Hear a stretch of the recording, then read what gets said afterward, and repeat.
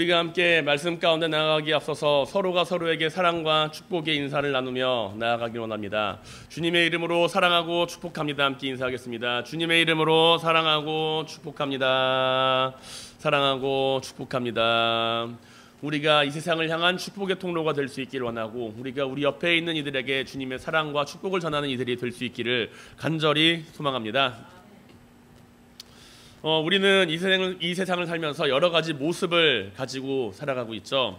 나는 한 가지 역할만 하는 게 아니라 다양한 역할도 하고 있습니다. 할 수 있는 일도 다르죠. 사람들은 각자가 하는 일이 다 다르다는 것을 알고 있고, 그리고 그 서로 다른 역할과 위치와 업무에 대하여서 그것들이 공평하게 다 이루어질 수 있길 원합니다. 내가 무언가를 하면은 다른 사람에게도 똑같은 일을 할 수 있을 정도로 우리는 공평한 것을 원한다라는 것이죠.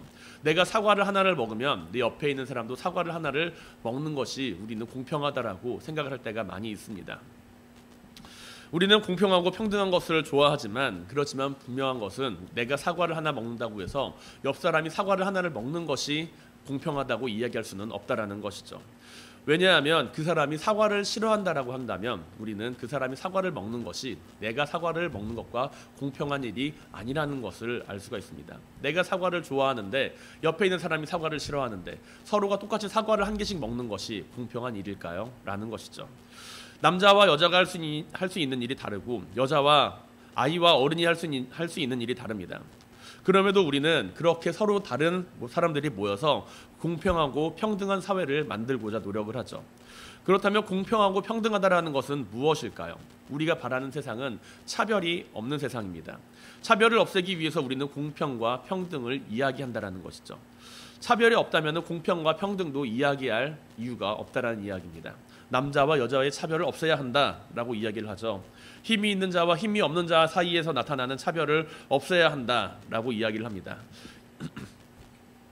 그러나 우리가 생각할 때 사람들이 원하는 그 차별이 없는 삶을 살기 위해 노력하는 그 모습을 바라보면 그 안에서 우리는 또 다른 역차별이 나타나는 것을 보게 된다는 것이죠. 여성들은 남성들에게 그동안 받아왔던 그 억압과 차별에 대하여 대항하며 여성 인권을 외치는 것을 우리는 종종 볼 수가 있습니다. 당당하게 자신들의 권리를 주장하는 모습, 올바른 일이죠. 여성 인권에 대하여 정당한 권리, 차별받지 않을 권리를 외치는 것은 분명히 올바른 일이지만, 그로 인해서 또 다른 차별이 발생하고 나타나게 되는 억압이 있다라고 한다면 우리는 어떻게 대응을 해야만 할까요? 미국 사회에서는 여성 인권에 대하여 두 가지 시각을 가지고 있습니다. 하나는 페미니즘과 하나는 우머니즘이라고 하는 것이죠. 한 번쯤은 이제 들어보신 분들도 계실 거예요. 페미니즘과 우머니즘은 조금 차이가 있습니다. 여성 인권을 이야기하는 대표적인 지식인 여성들은 백인 여성들이 주된 여성들이 많았습니다. 그래서 여성 인권을 이야기할 때에는 페미니즘이 먼저 우선적으로 이야기가 되는데, 백인 여성들의 인권을 이야기를 하는 거예요. 그러다 보니까 이제 상대적으로 흑인 여성들의 인권에 대해서는 조금 소홀하게 여김을 받았더라는 것이죠. 백인 여성들이 받아온 차별의 모습과 흑인 여성들이 경험한 억압은 백인 여성들이 경험한 억압, 그 차별과는 다르다라는 이야기입니다. 백인 여성들과 흑인 여성은 여성이라고 하는 공통점은 가지고 있지만 사회적 지위나 역할을 두고 보았을 때 백인 여성이 받는 차별과 흑인 여성이 받는 차별은 분명히 다르다는 것이죠. 왜냐하면 흑인 여성은 흑인이면서 여성으로서 받아야 되는 그 차별까지 감내해야만 했다라는 이야기입니다. 그렇다면 한번 또 생각을 해볼 수 있길 바랍니다. 흑인 여성으로서의 가지는 차별과 아시아인 여성으로서 가지는 차별이 동일할까요? 동일하지 않겠죠. 그래서 이제 또다시 아시아 여성에 대한 우머니즘을 이야기하는 그 부분도 조금씩 등장을 하고 있다라고 합니다. 사람들은 차별을 없애기 위해서 그런 여러 가지 단체들을 만들고 여러 가지 사상들을 만듭니다. 그런데 그렇게 해서 우리가 차별을 극복하기 위해 노력을 하지만, 그것으로 인해서 어느 정도 차별이 극복이 되었다라고 이야기를 하지만, 그럼에도 불구하고 그 노력이 무의미하다라는 이야기는 아니지만, 그럼에도 불구하고 우리 사회에는 늘 차별과 억압이 존재한다라는 것이죠. 이러한 노력으로 인해서 어느 정도의 차별을 극복할 수 있을지는 몰라도 완벽하게 모든 것을 다 없앨 수는 없다라는 이야기입니다. 오늘 본문에 등장하는 다니엘, 그 다니엘은 아마도 믿음 안에서 이러한 차별을 경험했던 인물이었을 것입니다. 그가 경험했던 그 모든 삶의 부분들에 있어서 가장 그는 믿음에 대한 시험을 많이 받았던 인물이라고 저는 생각을 합니다. 다니엘이 경험하게 된 차별의 원인, 믿음으로 인해서 발생하게 되는 그 차별의 원인, 우리는 무엇을 알고 있나요? 사자굴 속에 들어간 다니엘의 모습을 바라보게 되면 그는 하나님을 믿는다는 그 이유를 그것을 약점으로 잡아서 사람들에게 모함을 받게 됩니다. 하나님께서는 다니엘을 지키시고 사자굴 속에서 그 생명을 보존하시죠. 다니엘의 세 친구 이야기 우리는 알고 있습니다. 다니엘과 세 친구의 이야기, 세워진 신상에 절하지 않았던 그 모습들 다 알고 있습니다. 그것들은 다 어디에서부터 시작을 하느냐 하면 믿는 자와 믿지 않는 자 사이에서 벌어지는 갈등의 구조라는 것이죠. 왕이 세운 신상 앞에 절하지 않는 것, 화형을 시키겠다. 너는 그러니까 절해라. 한번 절하면 되지 않겠습니까? 라고 이야기를 할 수 있지만 다니엘의 세 친구는 그것을 끝까지 지키지 않고 자신들의 믿음을 지키면서 살아갑니다. 그리고 결국엔 하나님께서는 그들을 구하시죠. 바벨론에 처음 왔을 때, 다니엘과 세 친구가 바벨론에 처음 왔을 때 다니엘은 자신들이 먹어야 하는 음식과 그렇지 않은 음식으로 구별함으로써 믿음을 지키려 하였습니다. 이로 인해 다른 또래의 소년들과 경쟁하게 되지만 하나님께서는 올바른 음식을 선택한 다니엘과 세 친구들을 더욱 아름답고 윤택하게 만드시죠. 우리는 믿음 안에서 때로 차별을 경험할 수가 있습니다. 믿음을 가지고 살아감으로써 차별을 당하게 될 수가 있다는 이야기입니다. 그렇다면 우리는 과연 어떻게 살아가야 할까요? 믿음을 가진 사람으로서 차별을 없애기 위해서 우리가 할 수 있는 일은 여러 가지가 있을 겁니다. 차별을 없애기 위한 사회적 환경이나 상황을 개선하기 위한 노력도 있을 겁니다. 내가 믿음을 가지고 살아가기에 좋은 환경으로서 내 주변을 바꾸어 나가는 것이죠. 또 다른 방법이 또 있을 겁니다. 내가 사람들과 타협하는 방법이죠. 저 사람들이 원하는 방법으로서 내가 살아간다라고 한다면, 나의 믿음은 나의 마음속에 간직하고 저 사람들이 원하는 삶으로 살아간다라고 한다면 그들은 나에게 뭐라고 태클을 걸지는 않을 겁니다. 왜냐하면 겉으로 보기에 저들과 나는 똑같은 삶으로 살아가고 있으니까요. 그런데 아무리 사회가 변하고 환경이 변한다고 하더라도 믿음을 지키며 살아가는 삶, 그 삶에 있어서 가지게 되는 차별과 억울한 모습들, 그것들은 결코 사라지지 않을 겁니다. 왜냐하면 하나님께서 이 세상을 창조하신 이후로부터 오늘날에 이르기까지 하나님을 믿는다는 이유로서 억압을 받아야만 했던 사람들의 이야기는 끊이지 않고 지금까지 이어져 오고 있기 때문이라는 것이죠. 아무리 사회가 발전하고 사람들의 삶이 좋아지고 그들의 지식이 늘어난다 하더라도 믿음을 가지고 살아가는 가운데 우리는 너 별난 것 같다라는 말을 듣거나 그 믿음이 얼마나 가는지 두고 보자 라는 말을 들을 때가 있다는 이야기입니다. 구약 성경을 한번 보시길 바랍니다. 하나님께서 이 세상을 창조하시고 가장 처음 제사를 드리게 되는 가인과 아벨의 이야기. 가인은 하나님께 제사를 드립니다. 아벨도 하나님께 제사를 드려요. 가인과 아벨의 제사를 드리는 가운데 하나님께서는 누구의 제사를 받으시죠? 아벨의 제사를 받으십니다. 왜 아벨의 제사를 받으시나요? 아벨이 하나님께 가장 첫 예물을 드렸기 때문에, 그렇기 때문에 이제 아벨의 제사를 받으셨다라고 성경은 이야기를 하지만 그 이면을 살펴보게 되면은 아벨은 하나님을 향한 믿음을 지켰기 때문에 억울한 죽임을 당하게 됐습니다. 하나님께서도 그렇게 이야기를 하세요. 너는 왜 억울한 동생의 피를 흘리게 만들었느냐라고요. 노아를 보시길 바랍니다. 노아의 방주가 이 사건이 일어날 때 하나님께서는 그 당대의 의로운 사람이라고 말했던 그 노아를 향하여서 말씀을 하십니다. 사람들은 믿음을 지키면서 산 위에다가 배를 짓는 노아를 향하여서 놀리고 박해를 합니다. 그러나 노아는 그들의 시선에 아랑곳하지 않고 배를 완성을 시키죠. 다른 수많은 사람들의 성경 안에 등장하는 사람들의 이야기를 바라보게 되면 그들은 분명 믿음으로 발미암아 차별을 경험을 하였습니다. 그리고 그 차별 안에서 주님께서 원하시는 삶을 살아갔다라는 것이죠.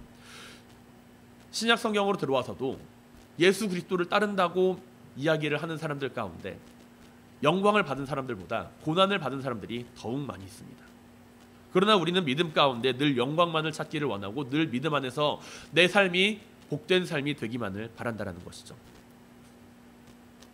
내가 믿음 가운데 경험해야 하는 어려움 앞에서 선택을 할 때 나에게 영광스러운 일이 아니라면 나는 조금 내 믿음을 포기하고 사람들에게서 받는 차별을 줄일 것을 선택을 하거나 내 주변에서 환경을 바라보며 이것들을 조금 바꾸어 나가는 선택을 합니다. 그 선택이 잘못되었다는 선택은 아니지만 그러한 믿음을 가지고 살아간다고 할 때 과연 하나님께서 우리의 믿음을 기뻐하실지에 대하여는 우리는 고민을 해보아야만 할 것입니다. 일상에서 나의 믿음을 드러내며 살게 된다면 사람들은 나에게 많은 제약을 걸 것입니다. 내가 교회 다니는 사람이다, 믿음을 가지고 살아가는 사람이다, 예수 그리스도를 믿는 사람이다 라고 친구들에게, 직장에서, 사람들 사이에서 이야기를 한다면 사람들은 그러니? 라고 이야기를 하면서 우리 가운데 여러 가지 브레이크를 걸게 될 거라는 것이죠. 교회 다니는 사람이 그거밖에 못해? 예수 믿는다는 사람이 그래도 돼? 이러한 수식어가 따라다니며 자신들이 편리하고 유리하게 그것을 이야깃거리로 삼고 마주할 때도 있습니다. 그것이 싫어서 교회를 다니는 것을 감추고 믿음을 가지고 살아가는 것을 굳이 드러내지 않고 살아가지만, 그러나 우리는 우리의 믿음을 부끄러워하지 않고 우리가 가지고 살아가는 그 복음을 부끄러워하지 않아야 한다는 것이죠. 믿음을 가지고 살아가며 오늘날 우리는 어떠한 삶의 모습을 가지고 살아가고 있습니까? 내가 믿음을 가지고 살아감으로써 어떠한 고난을 당하고 차별을 당하고 살아가고 있습니까? 아니면 그 차별을 당하는 것이 싫어서 어느 정도 타협을 하거나 외면하고 살아가고 있나요? 우리가 마주하는 여러 믿음의 어려움 가운데 우리는 하나님을 신뢰하며 기도할 수 있어야만 합니다. 이것은 말로는 쉽죠. 그러나 내가 억울한 차별 앞에서 하나님을 찾는다는 것은 하나님에 대한 신뢰가 있을 때 가능한 일입니다. 그리고 다니엘은 모든 상황 속에서 하나님을 신뢰하며 따라갔습니다. 하나님께서 그에게 지혜를 주셨기 때문에 하나님을 신뢰한 것이 아니라 하나님이 누구이신지를 알았기 때문에 하나님을 신뢰하며 살아갔다는 것이죠. 우리는 우리가 직면하는 그 문제 앞에서 그 문제를 외면하거나 그 문제를 소홀히 여기는 것이 아니라 하나님을 믿으며 하나님을 신뢰하는 가운데 그 문제를 직면할 수 있어야만 합니다. 그것은 믿음의 어려움을 해결하는 첫 번째 단계라고 할 수가 있다는 것이죠. 오늘 다니엘서 2장에 나오는 본문을 보게 되면 다니엘은 한 가지 사건에 휘말리게 됩니다.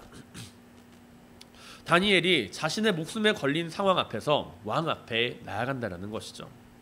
다니엘서 2장을 처음 살펴보게 되면 느부갓네살 왕이 꿈을 꿉니다.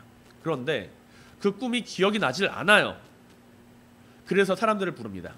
나름 신과 소통하고 있다는 술사들, 그런 술사들을 불러서 이야기를 합니다. 자신의 내 꿈을 해석해 보아라. 사람들이 이야기를 하죠.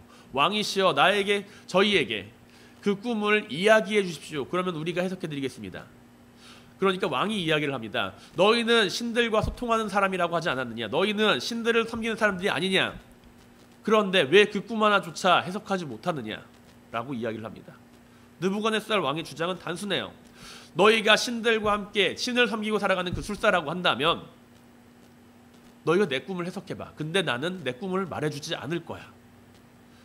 이걸 오늘날 젊은 사람들이 하는 이야기로 설명을 하면 억가라 그래요. 억가. 억지로 깐다는 거죠. 억지로 그냥 막 내리 까는 거예요. 말도 안 되는 걸 갖다가 억지로 막 까요. 말이 된다고 생각하세요? 말이 되지 않는다고 생각을 하세요? 말이 안 되죠. 꿈이라도 이 꿈 이야기를 해줘야 해몽을 하지. 꿈 이야기도 해주지 않고 어떻게 나에게 해몽을 해달라고 이야기를 한다는 이야기입니까? 그런데 느부갓네살 왕은 이거를 알아내지 못하면 너희는 다 죽어 라고 이야기합니다. 이것을 너희가 해석하지 못하면 너희는 다 사형이야. 너희 가족들, 친척들을 다 멸문시킬 거야 라고 이야기를 합니다. 억가도 이런 억가가 없죠.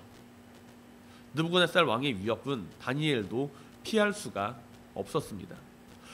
신을 섬긴다는 이유로, 하나님을 믿는다는 이유로 이 꿈을 해석해라 라고 이야기를 한다면 우리는 그보다 심한 억지를 어디서 듣겠습니까? 너가 믿는 하나님 있잖아. 너가 믿는 신이 있잖아. 그렇다면 어디 한번 이걸 해석해봐. 이런 상황 앞에서 다니엘은 그 억울함을 하소연하거나 피하려 하기보다 분명하게 바라보고 나아갑니다. 왕의 근위대장 아리옥을 향하여서 지혜로운 말로 묻죠. 어찌 그리 급하냐. 왕의 명령으로 온 성안은 발칵 뒤집혔을 겁니다. 사람의 행동보다 빠른 것이 소문이고 그 소문은 말에서 말을 전해져 가면서 순식간에 성 안으로 퍼져나갔겠죠. 근위대장이 그 왕의 명령을 듣고서 준비를 해서 나갈 채비를 하는 동안 이미 성 안에는 그 소문이 다 퍼졌을 수도 있습니다. 그리고 다니엘도 그 소문을 들었을지도 모르죠. 어쩌면 듣지 않았을까요? 하지만 중요한 것은 다니엘은 아리옥에게 그 이야기를 듣고서 그의 선택과 판단은 어디론가 숨거나 도망치는 것이 아니라 왕 앞에 나아가 시간을 달라고 이야기를 합니다. 왕은 마음이 지금 굉장히 조급해요. 한동안 내가 그 꿈을 알지 못해서 굉장히 답답했거든요.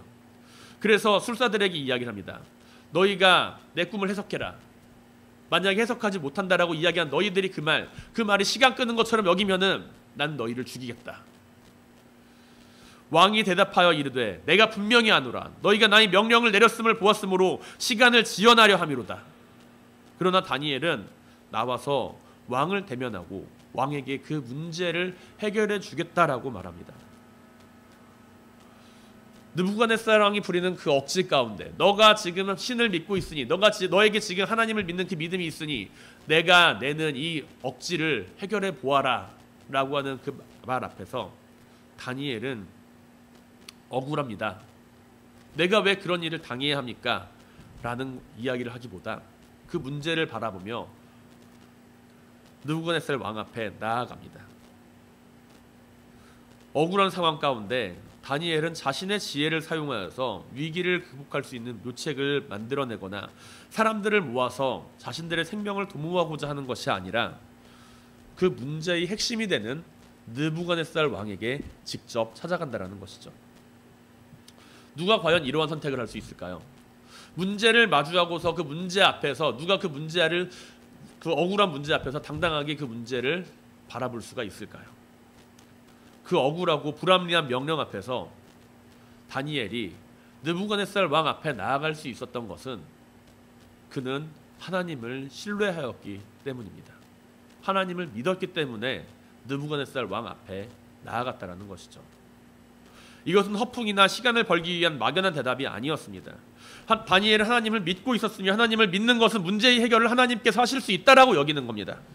하나님을 신뢰하며 기도하는 가운데 하나님께서 주시는 응답을 받을 수 있다라고 여기는 자만이 문제 앞에서 하나님 앞에 나아갈 수 있다라는 거예요.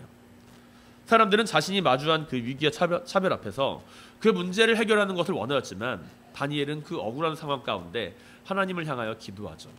하늘에 계신 하나님이 이 은밀한 일에 대하여 불쌍히 여기사 다니엘과 친구들이 바벨론의 다른 지혜자들과 함께 죽임을 당하지 않게 하시기를 그들로 하여금 구하게 하니라. 우리는 눈앞에 있는 문제를 해결하기 위해서 그 문제만을 바라보지만 다니엘은 그 어려움 앞에서 어려움이 아닌 하나님을 바라봅니다. 지금 내가 마주하고 있는 그 일이 하나님이 하시는 그 은밀한 일을 보여주시는 그 일이라는 거예요. 하나님께서 나에게 은밀한 일을 보여주실 것이다 라는 것이죠. 자신만을 위하여 기도하는 것이 아니고 친구들과 함께 기도하며 친구들과 함께 기도하는 가운데 우리들만을 위하여 기도하는 것이 아니고 자신들과 경쟁하며 핍박하였을 다른 지혜자들을 위해서도 함께 기도합니다. 다니엘은 자신의 처지를 바라보면서 믿음 안에서 가지는 차별이나 억울하고 슬픈 일로 그것을 여기는 것이 아니라 하나님을 신뢰하며 그 안에서 이루어질 은밀한 일을 이야기를 하죠. 자신이 당하는 그 억울한 일, 하나님께서 왕에게 보여준 그 꿈, 그것으로 말미암아 나타나게 될 그 은밀한 일에 대하여 하나님께서 자신들에게 말씀해 주시기를 간절히 구합니다. 그리고 자신들을 불쌍히 여기시고 자신들의 생명뿐만이 아니라 억울하게 죽어야 하는 다른 술사들의 생명들도 귀하게 보시기를 기도합니다. 11절에서 살펴보면 다른 술사들은 우리가 앞서 있는 본문 11절에서 살펴보게 되면 다른 술사들은 자신들이 신들과 함께 한다라고 이야기를 하면서도 자신들이 믿는 신에 대하여 그 일을 할 수가 없습니다 라고 이야기를 합니다. 신들이 아니고서야 그것을 볼 수 있는 사람은 없습니다 라고 이야기를 합니다. 내가 믿는 신이, 내가 지금 믿고 있는 그 술사들이 믿고 있는 그 신이 자신들은 나름대로 열심히 믿고 있다라고 이야기를 하지만 할 수 없다라는 거예요. 하지만 다니엘은 하나님을 신뢰하며 하나님께서 이 일을 해결해 주실 줄로 믿고 기도하는 모습을 보여준다는 것이죠. 사랑하는 성도 여러분, 우리가 하나님을 믿음으로써 마주하게 되는 차별과 억울한 일들 앞에서 문제를 바라보고 하나님을 믿으며 기도할 수 있게 되길 바랍니다. 우리가 바라보는 그 여러 가지 삶의 문제들, 그 문제들 앞에서 내가 하나님을 신뢰하지 않고 있다라고 한다면 우리는 결국에 오늘 본문 앞에 11절에서 등장하는 그 술사들처럼 하나님을 여기고 있는 것과 똑같아요. 내가 아무리 하나님을 잘 믿고 있다라고 하더라도 위기 앞에서 내가 그 고난 앞에서 하나님을 의지하지 못한다라고 한다면 나는 도대체 무엇을 믿고 있는 겁니까? 우리의 믿음으로 마주하는 그 문제와 차별 앞에 우리는 다양한 생각을 하게 됩니다. 내가 하나님을 믿지 않았더라면 나는 이러한 억울한 일을 당하지 않았을 텐데. 내가 하나님을 믿지 않았다라고 한다면 나는 저 사람들에게 이러한 대접을 받지 않아도 될 텐데. 내가 그때 교회 다닌다고 이야기를 하지 않았다라고 한다면, 내가 예수 믿는다고 이야기를 하지 않았다라고 한다면 나는 이러한 차별을 당하지 않아도 될 텐데 내가 왜 그때 그런 이야기를 했지? 어쩌면 하나님을 마주하고 원망할지도 모릅니다. 하나님, 내가 믿음을 지키면서 살아갔잖아요. 내가 하나님 믿는다고 이야기를 하면서 살아갔잖아요. 그런데 왜 나한테 이러한 고난과 슬픈 일을 마주하게 하시나요? 하나님이 나에게 왜 이러한 슬픈 일을 하게 해주시나요? 다니엘은 자신의 처지에 대하여 비관하거나 원망하지 않습니다. 하나님이 자신의 조국을 멸망시켜 놓게 만들었고 바벨론으로 포로로 끌려가게 만들었지만, 그러나 그럼에도 불구하고 그는 하나님을 원망하지 않습니다. 믿음을 가지며 살아가는 가운데 억울한 죽임을 놓이게 된 그 상황 앞에서도 그는 하나님을 원망하기보다 하나님을 신뢰하며 하나님을 찾습니다. 우리는 우리 앞에 놓인 차별과 믿음으로 말미암아 가지게 되는 그 차별과 문제들을 바라보면서 내가 억울하다, 나는 왜 차별을 당해야 되냐, 하나님이 해결해 주세요 라고 이야기를 하고 있을 때 우리는 다니엘이 바라본 하나님의 모습을 생각을 해야 한다는 것입니다. 내 눈앞에 놓인 차별과 믿음으로 말미암아 가지는 차별과 문제들을 바라보면서 단지 그것이 해결되기를 원하는 것이 아니라 그 문제들에 대한 근본적인 해결책은 사람의 힘과 능력이 아닌 하나님을 신뢰하는 가운데 하나님의 방법으로 해결이 돼야 함을 알아야만 합니다. 하나님을 모르는 사람들도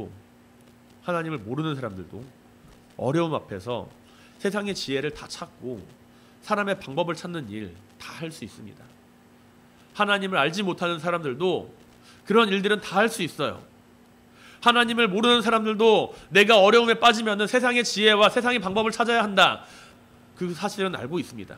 그러나 우리가 하나님을 믿고 살아간다라고 한다면, 내가 믿음을 가지고서 살아간다고 한다면 그 믿음 안에서 가지게 되는 그 차별과 문제들, 그 모든 것 앞에서 내가 찾아야 할 것들은 세상의 방법이 아니라 하나님의 방법이라는 것이죠.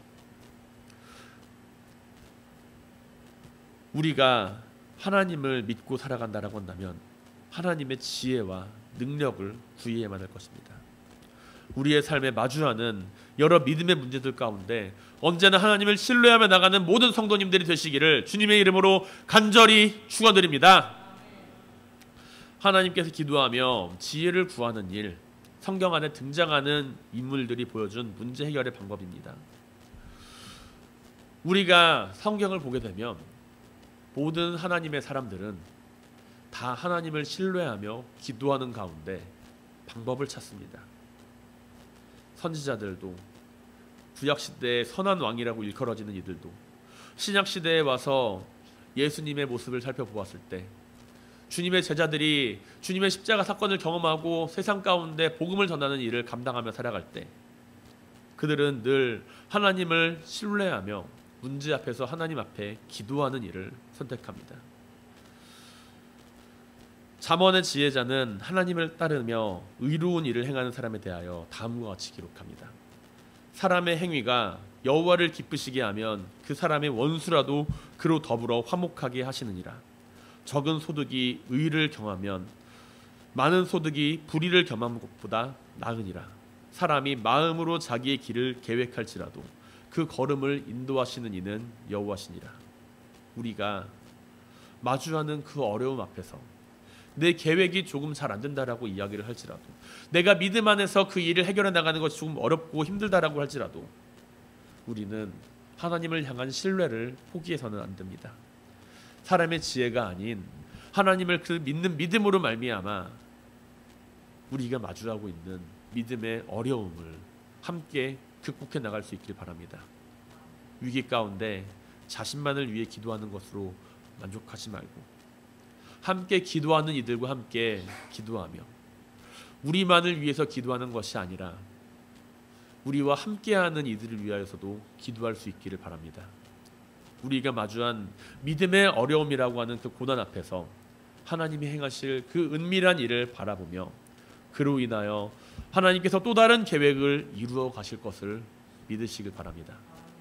믿음 안에서 마주하는 그 차별과 어려움 앞에서 언제나 하나님을 신뢰하며 기도하는 모든 성도님들이 되시기를 주님의 이름으로 간절히 축원드립니다.